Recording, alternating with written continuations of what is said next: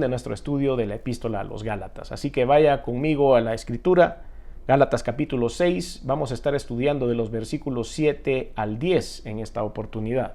Gálatas 6 del 7 al 10. Lean conmigo, dice la Biblia: no os engañéis, Dios no puede ser burlado. Qué manera de empezar el estudio, ¿verdad? No os engañéis, Dios no puede ser burlado, pues todo lo que el hombre sembrare, eso también segará. Porque el que siembra para su carne, para la carne segará corrupción, mas el que siembra para el Espíritu, del Espíritu segará vida eterna. No nos cansemos pues de hacer bien, porque a su tiempo segaremos si no desmayamos. Así que según tengamos oportunidad, hagamos bien a todos y mayormente a los de la familia de la fe. Me encanta esta porción de la Escritura porque vamos a aprender varias cosas interesantes. Y creo que en el análisis previo de estos versículos, empezando en el versículo 7, nos damos cuenta cómo el Señor pone su omnisciencia, su omnipotencia, su omnipresencia en todo lo que hacemos. Y Él deja esta sentencia: no os engañéis, Dios no puede ser burlado. Solo con esa frase nosotros ya tenemos para hablar horas acerca de lo que Dios conoce de nosotros, de lo que nosotros desconocemos de Dios y de lo que nosotros desconocemos que Dios conoce de nosotros. Es tantas cosas que Dios sabe de nosotros que nosotros ni idea tenemos. Nos conoce más que a nosotros mismos. Y Dios no puede ser burlado. Por eso no podemos intentar nosotros ocultar ningún tipo de pecado, no podemos ocultar ningún tipo de pensamiento, de duda, de falta de fe, porque Dios lo sabe. Y no lo sabe con el hecho de encontrarnos en una mala situación y señalarnos y decir: ya ves, tú no estás haciendo bien esto, tú no estás haciendo bien lo otro, sino con el hecho de decir: hijo, te puedo ayudar, estoy seguro que tú estás luchando contra eso y te puedo ayudar. No es únicamente para impartir justicia, sino también para impartir ayuda a través del amor de Jesús. No os engañéis, Dios no puede ser burlado, pues todo lo que el hombre sembrare, eso también segará. Si nosotros segamos una vida de espíritu, si nosotros segamos una vida llena del Espíritu de Dios, entonces, o más bien si sembráramos eso, vamos a segar una vida llena del Espíritu de Dios. Pero si sembramos una vida llena de carne, una vida llena de tendencias pecaminosas, una vida llena de cualquier cosa que no conduce a Dios, entonces eso es lo que vamos a segar, sin duda. Porque el que siembra para su carne, de la carne segará corrupción, mas el que siembra por el Espíritu o para el Espíritu, del Espíritu segará vida eterna. No nos cansemos, dice la palabra, de hacer el bien. No nos cansemos de hacer el bien. Para algunas personas, el haber dejado algunos vicios, el tratar de ser buenas personas, de ser útiles a la sociedad, de no decir malas palabras, de dejar algunas cosas que hacían en el pasado, a veces es muy gravoso, a veces es muy penoso, a veces les provoca mucho trabajo. Pero no nos cansemos, dice la palabra de Dios, de hacer el bien. No nos cansemos de tratar, no nos cansemos de probar, no nos cansemos de sacar adelante nuestra vida en una visión puesta en el Señor Jesucristo. Porque a su tiempo vamos a segar si no desmayamos. Hay una promesa de parte de Dios en esa línea. Hay una promesa en ese versículo. Vamos a segar cosas buenas. Vale la pena hacer un esfuerzo por cumplir la palabra de Dios y por vivir de acuerdo a su voluntad. Así que según tengamos oportunidad, hagamos bien a todos. Dice la palabra de Dios: hacer bien a todos. Hemos hablado acerca del fruto del Espíritu y hablamos acerca de la benignidad, que es ser buena onda, es ser un buen vecino, es ser un buen cristiano, es ayudar a las personas. Mayormente, dice la Biblia, a los de la familia de la fe. Es importante apoyarnos como iglesia. El escritor Stephen Covey dice lo siguiente: lo único que perdura en el tiempo es la ley de la granja. Debes preparar el terreno, plantar la semilla, cultivar y regar si esperas cosechar la cosecha. Y eso es exactamente de lo que vamos a hablar a continuación. Esto aplica para la relación matrimonial, aplica para la relación entre padres e hijos, cuando están adultos, ya cuando los hijos no viven con sus padres, también cuando están adolescentes y viven con sus padres. Esto aplica en el trabajo, Esto aplica en las relaciones sociales, en las relaciones de la iglesia y en el ministerio. Este pensamiento puede aplicar en todo. Por eso leemos una vez más Gálatas 6, versículos del 7 al 8. No os engañéis, Dios no puede ser burlado, pues todo lo que el hombre sembrare, eso también segará. Porque el que siembra para su carne, de la carne segará corrupción. Mas el que siembra para el espíritu, del espíritu segará vida eterna. Creo que aquí podemos hacer la primera pausa y ni hemos empezado el estudio. Pero en algunas oportunidades sentimos que hay un rechazo de parte de nuestros familiares hacia nosotros. De repente nos dejaron de hablar. De repente dejaron de comunicarse, de preguntar cómo estábamos. De repente dejaron de visitarnos o de repente nos empezaron a segregar, a aislarnos. Y empezamos a decir, a saber qué les pasó y no tenemos idea de qué ha pasado. Yo no he hecho nada, porque eso es lo primero que decimos siempre. Yo estoy seguro que no he hecho nada. Pero ¿qué tan seguros estamos? Cuando nuestro entorno se vuelve hacia nosotros, tenemos que hacer un análisis y no es tal vez el entorno el que está equivocado. Siempre. A veces puede ser que sí. Pero en otras oportunidades tengo que ver qué es lo que he sembrado a mi entorno como para que se haya puesto hostil hacia mí. Tengo que darme cuenta de cómo fui, de lo que dije, de cómo lo dije, de manera que ahora el entorno lo que hace es rechazarme o sencillamente no querer estar al lado mío. Estas cosas son importantes que empezamos a analizar, sobre todo cuando vamos creciendo, cuando vamos desarrollándonos en la edad. Bueno, lo voy a decir claramente, cuando nos estamos haciendo viejos. Cada vez que nos vamos haciendo viejos, nosotros nos sentimos con el derecho de poder decir, de poder señalar y de poder juzgar cosas que probablemente cuando éramos más jóvenes ni siquiera se nos hubiera ocurrido hacer. Cuando lo hacemos así, a veces ofendemos. Cuando decimos y marcamos esas cosas, a veces incomodamos tanto a nuestros hijos como a nuestros parientes y como a nuestros amigos.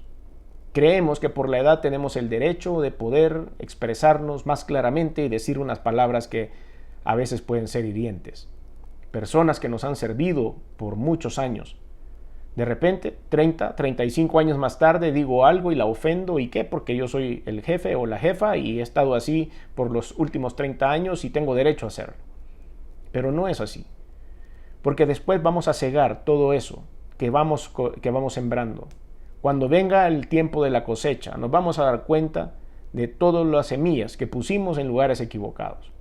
Así que es necesario que en este momento hagamos una pausa y volteemos o volvamos a ver a nuestro alrededor para saber si estamos cosechando algo que sembramos, sea bueno o sea malo.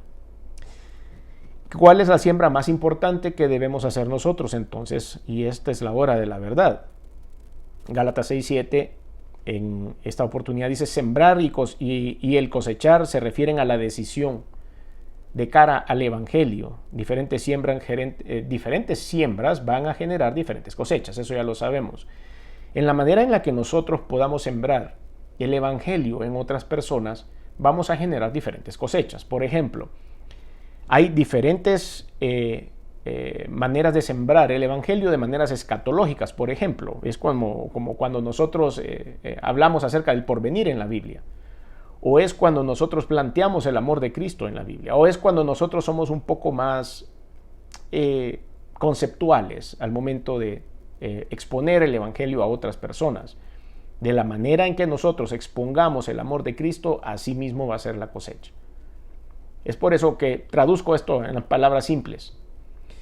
Si yo quise evangelizar a las personas, pero mi conducta era terrible, esa es la cosecha que voy a tener.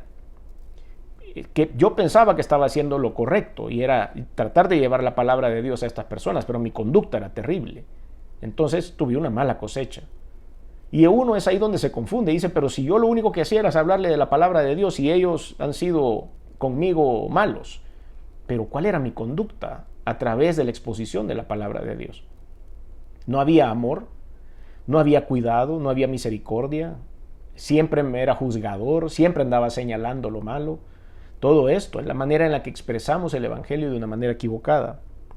Dios, como juez de la siembra de cada creyente, es el único que nos puede decir quién está en lo correcto y quién está equivocado. El creyente no puede autoengañarse al vivir su vida como si no fuese llamado por Cristo, o como si no tuviese una herencia incorruptible, o como si no tuviese el estándar de vivir como un soldado de Jesús, o como si no fuese un atleta de la carrera de la fe delegado por el Señor. No podemos comportarnos de esa forma, no podemos autoengañarnos. Tenemos que mantener siempre esa meta delante de nosotros. En el original griego la palabra engañéis viene de un vocablo que se pronuncia planaomai, que significa deambular, andar sin propósito o desviarse de la verdad. Esto es lo que nosotros hacemos al momento de creer que estamos cumpliendo con el propósito de Dios, pero no lo hacemos de corazón o con el amor de Cristo. ¿Cómo puede un creyente entonces engañarse a sí mismo o deambular o andar sin propósito? Porque dice la palabra de Dios en el versículo 8, el que siembra para su carne, de la carne segará corrupción. ¿Cómo nos podemos equivocar haciendo esto? Viviendo de acuerdo a nuestros deseos, viviendo los deseos de la carne, siendo egoístas, no viviendo en santidad progresiva, no llegando a un punto en el cual nosotros queremos crecer. Una vez más, cuando su servidor llegó a los pies de Cristo hace un poco más de 20 años, era una carrera de fe, era el deseo de conocer más de Dios, era el deseo de investigar, era muy cuestionador. Pero de esa forma necesitábamos saber más de Cristo. Llegó una etapa en nuestra vida en la cual ya habíamos estudiado teología, ya me había graduado del Instituto Bíblico, ya tenía algún tipo de conocimiento teológico y uno siente que ya alcanzó cierto nivel. Pero eso es humano, eso es carnal. Nunca terminamos de conocer a Dios. Es demasiado grande, es demasiado profundo, es demasiado poderoso como para que en un momento dado yo crea que ya conozco todo de Dios. Y es ahí donde tenemos que volver a empezar. La santidad es progresiva, la santidad no se alcanza completa en este mundo. Igual que el conocimiento de Dios, no lo podemos conocer siempre. Aquellos que estamos parados en un púlpito, que predicamos, que buscamos el rostro de Dios para poder entregar un mensaje que venga de Él, en alguna manera nos hemos enfrentado con el hecho de decir, bueno, aquí voy otra vez predicando de la misma historia. Hemos predicado a veces hasta 5 o 6 veces de la misma historia bíblica y a veces digo yo, otra vez, tengo que predicar de esto, pero yo creo que ya exprimí suficiente este versículo o esta historia bíblica. Pero cada vez que llegamos a esa historia bíblica con un poco de desgano, el Señor nos enseña algo diferente. Nos ayuda a aprender algo diferente de esa misma historia bíblica que hemos utilizado ya 5 o 6 veces en algún bosquejo o en alguna predicación. Es por eso que nunca conocemos todo de Dios. Es por eso que siempre Dios nos va a sorprender con algo nuevo, con algo maravilloso, aún en la misma historia bíblica. Por eso no podemos decir que ya lo sembré todo. Por eso no podemos decir que ya lo conozco todo. Por eso mi santificación, igual que la suya, igual que la de cualquier cristiano, es progresiva. Nadie puede ser declarado santo en este momento. ¿Estamos santos? Claro que sí.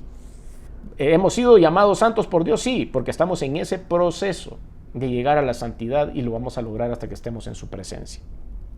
El resultado del creyente que se autoengaña al vivir siempre sembrando en la carne, la Biblia lo llama como burlado, como burlar a Dios. Y la palabra burlado viene de un vocablo griego, micterizo, que significa ridiculizar. Padecer las burlas de parte de un tercero, ser tratado con desprecio. Cuando la palabra que estamos analizando dice Dios no puede ser burlado, quiere decir que nadie puede hacer burla de Él, que no puede tratarlo con desprecio o que no puede ridiculizarlo, porque Él lo conoce todo. La persona entonces que cae en esto está creyendo que está burlándose de Dios, cuando se sabe que eso es imposible, ya que actúa con una desvalorización a la obra de Cristo y su gracia justificadora. Y eso, queridos hermanos y amigos, nos puede pasar a todos. Por eso no tenemos que o creer que hemos alcanzado ciertos niveles espirituales. Hay que seguir aprendiendo de Dios, hay que seguir conociendo a Dios, hay que seguir aprendiendo de la palabra, aunque la hayamos leído una y otra vez.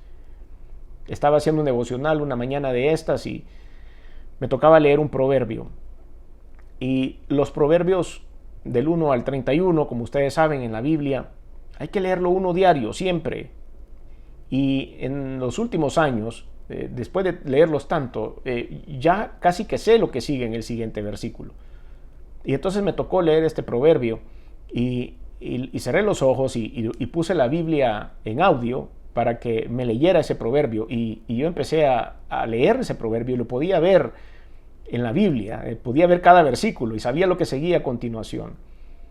Y eso nos hace a veces sentir que ya lo conocemos todo, pero no es así.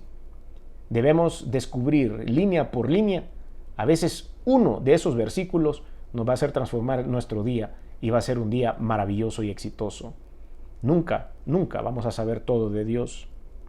Entonces vamos a tener unas preguntas que nos podemos hacer en este punto. ¿Cuál cree usted que es la opinión de la mayoría de los creyentes a nivel mundial con respecto a estos versículos que hemos leído? ¿La gente qué opinará? ¿Creerán que esto nada más era para otro tiempo y que no debemos ponerlo en práctica hoy? ¿Cree que la mayoría de creyentes viven tomando en serio el vivir en una santidad? ¿Y por qué cree eso? ¿Cuál es la siembra más importante que hoy hemos aprendido? Después de sembrar vendrá la hora de la cosecha. Versículos del 6 al 8, versículo 8 de Gálatas 6:8. Porque el que siembra para su carne, de su carne segará corrupción, mas el que siembra para el Espíritu, del Espíritu segará vida eterna. Ha llegado el tiempo de la cosecha para algunas áreas de nuestra vida. El sembrar y cosechar se refieren a la decisión. Recuerde lo que dijimos hace un rato de cara al Evangelio. Diferentes siembras producirán diferentes cosechas en la parte del Evangelio. ¿Cómo lo hemos plantado? ¿Qué le hemos dicho a nuestra familia? ¿Cómo nosotros hemos trasladado la palabra de Dios a nuestros hijos? ¿Qué les hemos mostrado? ¿Cómo se los hemos enseñado? La cosecha del que haya sembrado para la carne, pues vendrá con frutos de la carne. Eso lo hemos aprendido hace un par de estudios cuando estuvimos hablando acerca de los frutos de la carne y el fruto del Espíritu.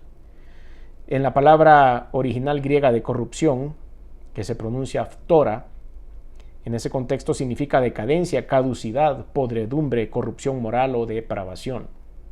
El creyente que prefiera satisfacer su naturaleza pecaminosa, deambulando por la vida como si Cristo no le hubiese dado una nueva vida, una nueva esperanza, una vida eterna, ofendiendo al Espíritu de Dios que habita en su espíritu, entonces, ¿qué va a cosechar? Va a cosechar una decadencia en su mente, una decadencia en sus emociones, una decadencia en sus instintos, una decadencia en su voluntad, una decadencia en sus sentimientos, una decadencia en su vida espiritual.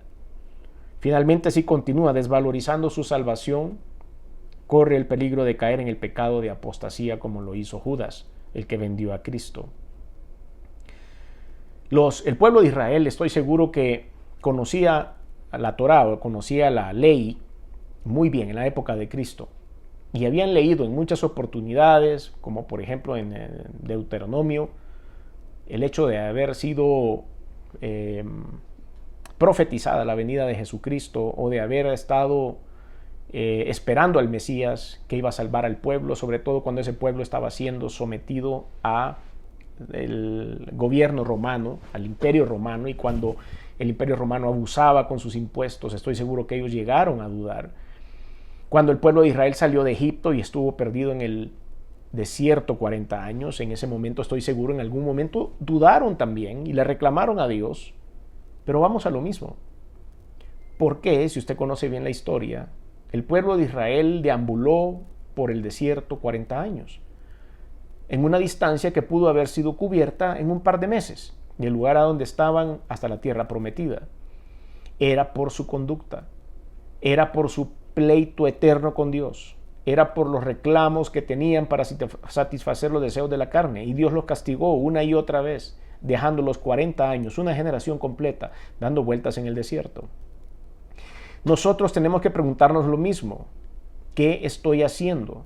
¿Cómo está mi vida? ¿Qué estoy sembrando? De manera en la que la gente a mi alrededor, estoy cosechando con ellos una mala actitud o una relación lejana a Dios. Es ahí donde tengo que darme cuenta. Este pueblo de Israel había estado vagando 40 años por el desierto y después fue llevado cautivo por Babilonia. 40 años, 70 años estuvo en Babilonia hasta que fue devuelto a su tierra. La tierra estaba destruida, tuvo que volver a construir todo lo demás. Y después llegó el imperio romano, y también los gobernó. Entonces el pueblo de Israel pudo haber dicho en ese momento, bueno, ¿y qué es lo que hemos leído por tantos años? Y pudo haber minado su fe, pero en eso apareció Jesús, en medio de ellos. Y les enseñó milagros, prodigios, maravillas que ellos pudieron ver, que ellos pudieron palpar. Muchos de ellos vieron al Maestro en persona, vieron cómo se cumplió aquella promesa que había en la ley y que un día se mostró ese Mesías delante de ellos haciendo milagros y salvando a las personas. Desde entonces estoy seguro que para esa generación cambió la percepción de lo que es una profecía bíblica. Ustedes y yo estamos en una etapa post-Cristo, si usted quiere verlo así, es decir, después de que Cristo vino hecho hombre. Y ahora también nuestra fe está hacia el futuro. Estamos viendo lo que va a venir, lo que ha sido reservado para todos aquellos hijos de Dios. Y es por eso que debemos nosotros ser parte de esto y empezar primero a sembrar en el Señor y después a sembrar en las personas en este mundo para que conozcan a Cristo. No podemos tener decadencia en nuestra mente, ni en nuestras emociones, ni en nuestros instintos, ni en nuestra voluntad, ni en nuestros sentimientos, ni en nuestra vida espiritual. Nada de esto debe de caer. La cosecha que se haya sembrado en el Espíritu va a tener consecuencias también. El creyente que haya valorado la salvación, la nueva naturaleza en Cristo, entonces va a cosechar una vida de madurez espiritual progresiva, una vida de santidad progresiva también, una vida llena del Espíritu Santo y de las virtudes que hemos aprendido en los estudios pasados, una vida con los dones del glorioso Espíritu Santo, una vida con el respaldo y la capacitación del Espíritu de Dios, una vida donde experimentará la iluminación del glorioso Espíritu Santo cuando lea la Biblia, una vida con el poder del Espíritu de Dios. Verá la plenitud de su salvación en su ser, en todo su espíritu, alma y cuerpo, el día de la redención, cuando el Señor venga por su iglesia. Cosechará la vida eterna por haberla cuidado al sembrar en el Espíritu. Mas el que siembra para el Espíritu, del Espíritu segará vida eterna, dice la palabra de Dios. Perdón, y en eso estamos todos nosotros, si sembramos en el Espíritu. ¿Dónde está sembrando usted entonces? Debo preguntar. ¿O dónde estoy sembrando yo en este momento? ¿Quiere comenzar a sembrar en el Espíritu y ver la preciosa cosecha de la vida eterna o quiere seguir sembrando para las cuestiones inútiles de la carne? Es necesario tomar decisiones. Entonces, vamos a hacer una pequeña pausa en esta primera mitad del estudio y vemos que nuestro llamado para este día es: hay que sembrar para el Espíritu. Esa es la respuesta correcta. Versículo 7, no os engañéis, Dios no puede ser burlado, pues todo lo que el hombre sembrar, eso también segará, porque el que siembra para su carne, de la carne segará corrupción, mas el que siembra del Espíritu segará vida eterna. Ok, perfecto. Eso lo hemos entendido bien. Ahora vamos a la segunda parte de este estudio. El aliento para que todos nosotros perseveremos. Tenemos que tomar aliento para perseverar. Nadie ha dicho hasta ese punto de que vivir en el Espíritu es fácil, de que sembrar en el Espíritu es fácil, de que vivir de acuerdo a la voluntad de Dios es fácil, de que vencer los deseos de la carne es fácil. Nadie lo ha dicho. Es una guerra espiritual constante. Pero Margaret Thatcher, quien fue primera ministra de Inglaterra, dijo en una ocasión: puede que tengas que luchar una batalla más de una vez para ganarla. Nuestras batallas espirituales las luchamos a diario. Pero vamos a vencer, vamos a ganar. En algunas batallas probablemente nos tropezamos y nos caemos, pero vamos a levantarnos y vamos a seguir hasta vencer todas las trampas de Satanás. Leamos la segunda parte del versículo que hemos tomado, o de la porción que hemos tomado para estudio, versículos del 9 al 10. No nos cansemos pues de hacer el bien, porque a su tiempo segaremos si no desmayamos. Así que según tengamos oportunidad, hagamos bien a todos y mayormente a los de la familia de la fe. ¿Qué es el aliento a perseverar? El aliento a perseverar es ser de bendición para otras personas. ¿Cómo aplica? ¿Qué implicaciones tiene este llamado para todos nosotros? Bueno, no nos cansemos de hacer el bien, dice, no desistir en ser bendición para otras personas. A veces uno se cansa, sobre todo cuando recibe personas ásperas o que recibe personas que no quieren saber nada del Señor. Y uno se ha preparado, y uno ha orado por esas personas, y ha llegado y lo que ha recibido de parte de esta gente es un rechazo, algo feo, una mala palabra. Pero no debemos desistir en esa bendición. En el original griego la palabra cansemos significa desanimarse, abandonar o desmayar. No debemos abandonar ni debemos desmayar, tenemos que seguir. Si llega un momento en que nosotros no podemos acercarnos a estas personas porque se ponen violentos, porque se ponen malcriados o lo que sea, pues es el tiempo de orar. Hay que orar más por ellos, no se desanime. Ellos merecen una oportunidad. Y el día que esas personas conozcan al Señor Jesucristo cara a cara, vendrán a derrumbarse delante de su presencia. El Señor nos alienta a que un día veremos la cosecha, veremos el resultado. Primero, del bien que hicimos en compartir con aquellas personas. Segundo, veremos el fruto de la semilla de la palabra de Dios en esas personas. Tercero, veremos la madurez espiritual en los demás. Cuarto, veremos a los demás haciendo lo mismo con otras personas. Quinto, habremos sido instrumentos de Cristo para mostrar el amor de Él en el mundo. Y sexto, el Señor no se olvidará de nuestras propias necesidades. Hay varias historias como estas. Muchas veces hemos empezado hablándole del Señor Jesús, exponiendo la verdad del Evangelio, del amor de Cristo a muchas personas, y tal vez no sucedió nada. Pero con el tiempo nos hemos dado cuenta que alguien más, un par de años más adelante, se sentó con esa misma persona y le expuso el Evangelio como uno lo había hecho al principio, y esa persona terminó llegando a los pies de Cristo. Y se recuerdan y dicen, sí, es que yo platiqué con él en alguna ocasión, pero no era mi tiempo. Y un poco más adelante alguien llegó y me expuso lo mismo que él me había expuesto y entendí que ese era mi momento. Siempre lo que usted haga por compartir el amor de Jesús con alguna persona tendrá efecto, tal vez no inmediato, tal vez un poco más adelante, pero lo tendrá. Cada vez que usted comparte la palabra de Dios con sus hijos o con sus nietos y que aparentemente no le hacen caso o no les dan importancia o no quieren saber nada de eso en el momento, eso va a tener un efecto. Eso va a llegar a sus mentes en el momento en el que lo necesiten, porque el amor de Cristo siempre va a estar disponible para ellos. Por eso no desmayemos, tenemos que seguir expresando la palabra de Dios. Todo lo anterior tiene la garantía. Si perseveramos y no desmayamos, la garantía del Señor está en que Él nos va a respaldar cada vez que nosotros expresemos su amor y su misericordia. La palabra desmayar en el griego, ekliomai, significa estar extremadamente cansado, desmayar de agotamiento, desanimarse, cansarse y abandonar. Todititas estas palabras tienen una connotación humana, porque Dios ni se cansa, ni se desmaya, ni se agota, ni se desanima, ni abandona. Dios no hace ninguna de estas. Pero nosotros tenemos la tendencia a hacerlo, porque somos seres humanos, hechos de carne, somos débiles, nos cansamos, tenemos que dormir, tenemos que comer, tenemos que avanzar, nos enfermamos también de alguna manera. Y estas características son bien típicas de los seres humanos. Entonces nosotros nos damos cuenta que no tenemos que desmayar en cuanto a seguir predicando la palabra de Dios, seguir compartiendo con las personas, seguir ayudando, seguir sembrando tanto el Evangelio de nuestro Señor Jesucristo como nuestro testimonio donde quiera que vayamos. A veces, yo a eso le llamo predicando sin hablar, es necesaria únicamente nuestra buena actitud cristiana. A veces ni es necesario que nos paremos en una plataforma a predicar, sino sirviendo a las personas, sembrando con las personas.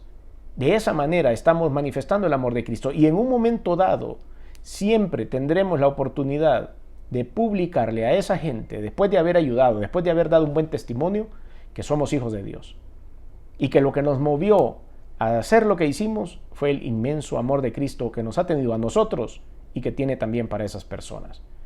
Es por eso que a veces necesitamos predicar sin hablar. Eso es sembrar.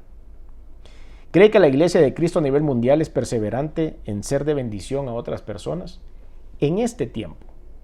No estamos hablando de hace 30 años o hace 40. Ahora, en este tiempo, ¿cree usted que la Iglesia a nivel mundial está perseverando en ser de bendición para otros?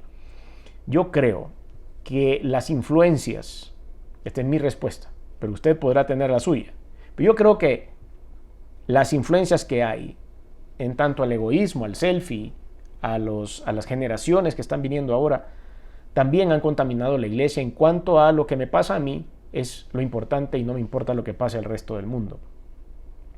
No estoy hablando de aquel grupo de misioneros modernos, jóvenes, de esas generaciones que están yendo a los lugares más peligrosos del mundo a poder predicar la palabra de Dios. No estoy hablando de ellos. Ese es un grupo reducido. Estoy hablando del cristiano de a pie. Estoy ya hablando del cristiano que llega eventualmente a la iglesia para poder escuchar un mensaje, pero el siguiente domingo sintió que no tenía ganas de ir y de repente lo vio por televisión o de repente alguien le preguntó si era cristiano y no sabía si contestar sí o no conoce la Biblia. Ese cristiano, porque está dentro de los parámetros de un cristiano, pero que verdaderamente no le importa absolutamente nada de lo que está pasando, ni que lo que está haciendo la iglesia, y no le importa si alguien se salva o se pierde, aunque sigue siendo cristiano. Nos referimos a ese tipo. La iglesia tendrá más personas de ese tipo o tendrá más personas del otro tipo. Si nosotros, la respuesta que creemos es que hay más personas que son realmente, que no les importa, tenemos que trabajar con ellos también, como iglesia. ¿Por qué cree que algunos desisten del llamado, del servicio de Dios? Todo esto es importante que lo aprendamos, porque como iglesia tenemos que alimentarnos los unos a los otros y tenemos que sembrar los unos con los otros para que podamos cosechar más iglesia, para que la iglesia se reproduzca, para que la iglesia de Cristo sea más fuerte, para que nosotros entendamos que debemos compartir estos mensajes maravillosos del amor de Cristo. ¿Cuándo se debe perseverar siendo de bendición para otras personas? Sería la pregunta. Versículo 10. Así que según tengamos oportunidad, hagamos bien a todos y mayormente a los de la familia de la fe. Eso es, cada vez que tenemos la oportunidad de hacerlo, es necesario. Por eso es siempre. La respuesta es siempre. ¿Cuándo se debe perseverar? Debemos perseverar siempre. Cada vez que tengamos oportunidad. Cada vez que el Señor nos dé la oportunidad de bendecir a alguien, hay que hacerlo.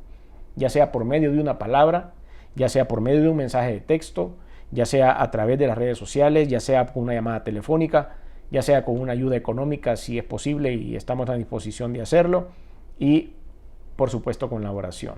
Todo esto debe ser a diario. Todo esto debemos hacerlo todos los días por las personas, sobre todo por la familia de la fe, dice, pero aún también por aquellos que no lo son. ¿A quiénes? ¿A quiénes debe estar eso? Como dije hace un momento, no creyentes y creyentes, mayor énfasis con la familia de la fe. Preguntas de reflexión que tengo para cerrar este estudio. ¿Está usted siendo de bendición a los demás, especialmente a los de la familia de la fe?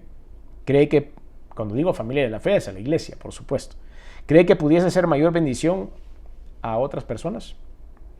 ¿Quiere pedirle al Señor que le ayude a perseverar para ser de bendición a otros? Creo que todos tendríamos que hacer esta oración.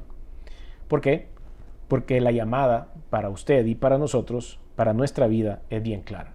No nos cansemos pues de hacer el bien, porque a sus tiempos segaremos si no desmayamos. Así que según tengamos oportunidad, hagamos bien a todos y mayormente a los de la familia de la fe. Por tanto, la iglesia del Señor tiene que ser llamada a aprovechar cada oportunidad que el Señor nos da, que el Señor nos brinda, y que bendigamos a nuestros hermanos en Cristo, y que a las otras personas que no nos quieren escuchar, a las personas que han rechazado al Señor, seguir teniendo paciencia, seguirlos evangelizando con nuestro testimonio y seguir orando por todos ellos.